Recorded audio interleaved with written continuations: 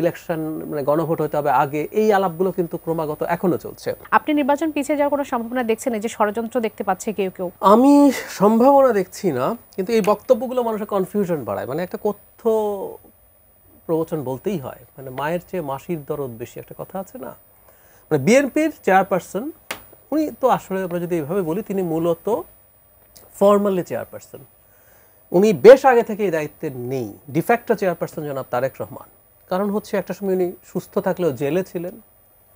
18 নির্বাচনের আগের কথা বলছি। পরবর্তীতে উনি বেরিয়ে আসলেন, তখন রাজনীতিতে তেমন কিছু ছিল না। পরে উনি 5 আগস্ট পরবর্তী সময় উনি এতটাই অসুস্থ, ওনার পক্ষে আসলে দায়িত্ব পালন সম্ভব ছিল না।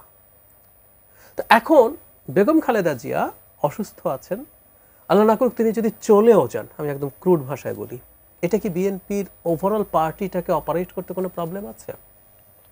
আর যদি হয়ও, এই দাবি করবে বিএনপি, কিন্তু এটা আজ না, এর আগেও একদিন তারা নির্বাচন কমিশনে গিয়ে বেরিয়ে উনি নাসিরউদ্দিন পাটোয়ারি একই রকম কথা বলেছেন যে এটা জনিত প্রবলেম বা অস্থিরতা সেটেল না হলে তফসিল ঘোষণা করা যাবে না।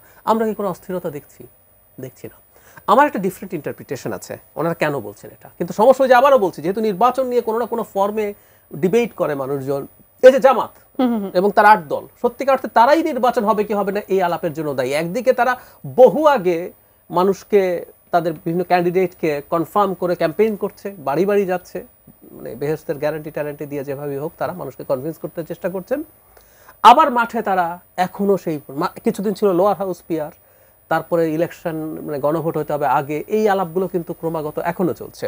আর এনসিপি যখন এটা বলে মানুষের মধ্যে সংশয় বাড়ে। কিন্তু আমার একটা ইন্টারপ্রিটেশন হচ্ছে, অ্যানালিসিস হচ্ছে, এনসিপি এই কাজটা করছে কারণ এনসিপি সম্ভবত বিএনপির উপরে চাপ তৈরি করতে চাইছে, মানে নির্বাচন পিছিয়ে যেতে পারে এই চাপে বিএনপি যদি, আচ্ছা তাহলে কেন চাপ তৈরি করতে চাইছে? আমরা পত্রপত্রিকায় দেখছি বিএনপির সাথে এনসিপির একটা সিটের আন্ডারস্ট্যান্ডিং নিয়ে আলাপ চলছে, তারা জামাতের সাথেও করছে।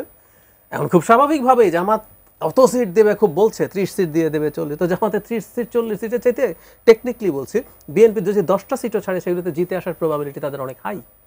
তারা এটা বাড়াতে চাইবেন, আবার বড় দল এটা চাইবেন যত কম দেওয়া যায়, এসব তো নিয়মই, এটা তো চলেই। এবং 3টা নির্বাচনে যেহেতু নির্বাচন হয়নি, নির্বাচনে আসলে ক্যান্ডিডেট জমে গেছে বিএনপির, ভীষণভাবে জমে গেছে।